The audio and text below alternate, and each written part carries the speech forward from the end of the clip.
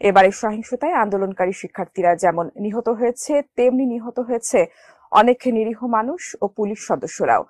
আন্দোলনের এই সহিংসতায় পুলিশের গুলিতে প্রাণ হারিয়েছে এক পুলিশ সদস্যের 17 বছরের সন্তান। কিভাবে সেই হৃদয় বিদারক ঘটনা ঘটল, সেই চিত্রই উঠে এসেছে ইংরেজি দৈনিক দ্য ডেইলি স্টারের একটি প্রতিবেদনে। সেই প্রতিবেদনটি তুলে ধরেছেন সহকর্মী মোহাম্মদ সোহাগ বিশ্বাস।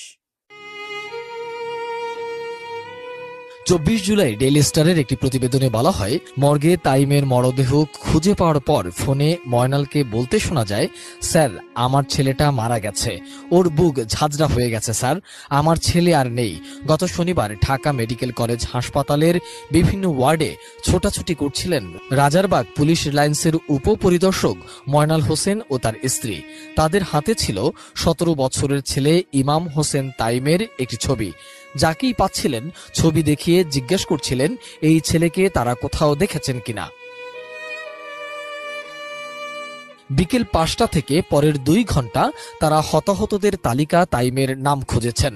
পরে ছবি দেখে একজন সাংবাদিক তাইমের বাবাকে মর্গে খোঁজ নিতে বলেন।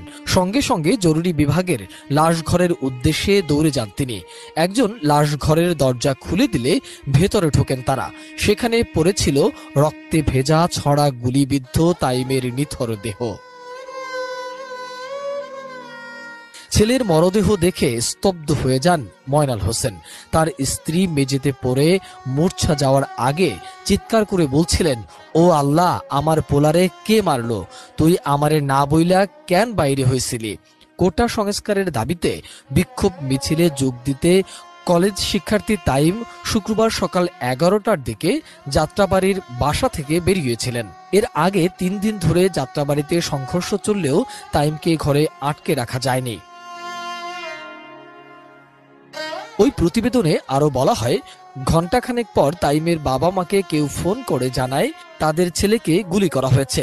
তাকে ঢাকা মেডিকেল কলেজ হাসপাতালে নেওয়া হয়েছে।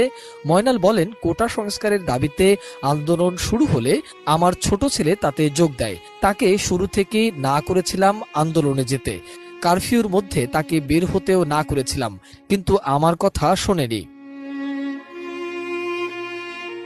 মর্গে তাইমের মরদেহ খুঁজে পাওয়ার পর ফোনে ময়নালকে বলতে শোনা যায়, স্যার আমার ছেলেটা মারা গেছে, বুলেটে ওর বুক ঝাঁঝরা হয়ে গেছে স্যার, আমার ছেলে আর নেই।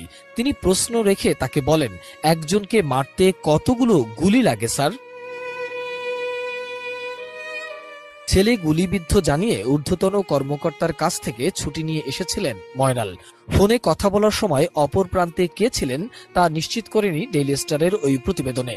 শুধু ইমাম হোসেন নয়, বাসায় থেকেও গুলিবিদ্ধ